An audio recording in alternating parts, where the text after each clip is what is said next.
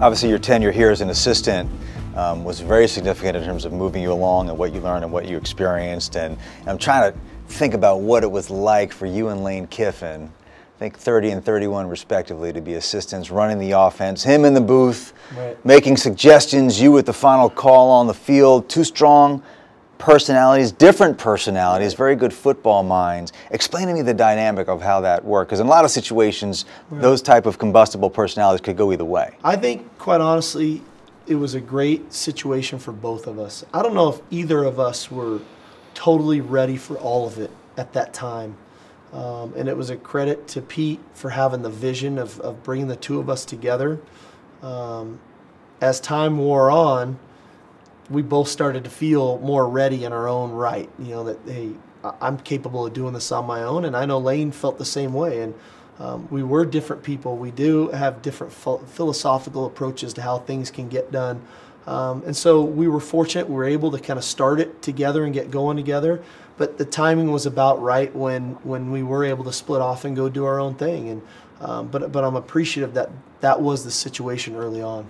I was talking to our mutual friend Matt Leinart earlier today, and he was saying that even though people describe you as a Pete Carroll guy, he said that the phrase he used was completely different, that you're completely different from Pete, whereas you're both these energetic guys, but Pete was more of kind of a rah-rah, pat you on the back type of personality where you're not afraid to get on guys. Is that kind of how you view your personality, how it might be different from Pete Carroll? Well, I think there's probably something to be said about that. And, you know, I watched Pete in the Super Bowl still the same way. And I think the one thing that came out of it, and Pete's an unbelievable mentor of mine.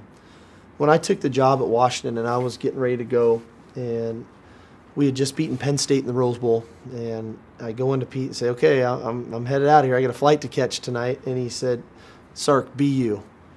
Because when adversity strikes, because it's gonna, you don't know when it's gonna rear its ugly head, but when it's gonna, the real you's gonna come out. So don't try to be something you're not. And I've always held on to that. I just coach like me, and I'm as real with our players as I can be in every phase of, you know, whether it's coaching football or in real life scenarios, whatever that is. I just try to give them me. And yeah, I am going to be fiery at times. Yeah, I'm going to call some guys out. Yeah, I mean, there is that in me, but I'm also going to be the first guy to hug a guy and let him know he's doing great. I'll be the first guy to crack a joke, to make it light.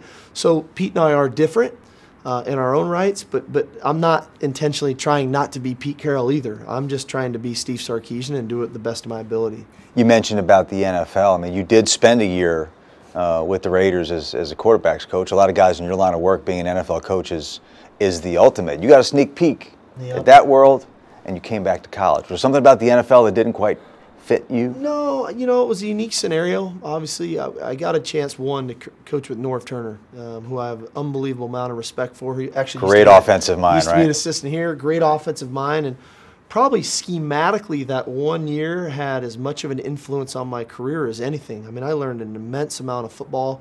Aaron Cromer was the offensive line coach who was actually the interim head coach with the Saints, with Sean Payton was suspended, is now with Mark Trestman in Chicago. Great offensive line coach. Norv, his ability to throw it. Jimmy Ray, who's had a huge influence on the NFL game, was there as well. But I just, you know, I was 29 years old at the time. And Rich Gannon was 39, who I was coaching. Kerry Collins was older than me, who I was coaching. I also got to coach Marcus Tuiasosopo and T. Martin, who are both on staff with me now here as well. And I just, you know, I felt the time ago, you know, I'm a college guy. You know, I love college football.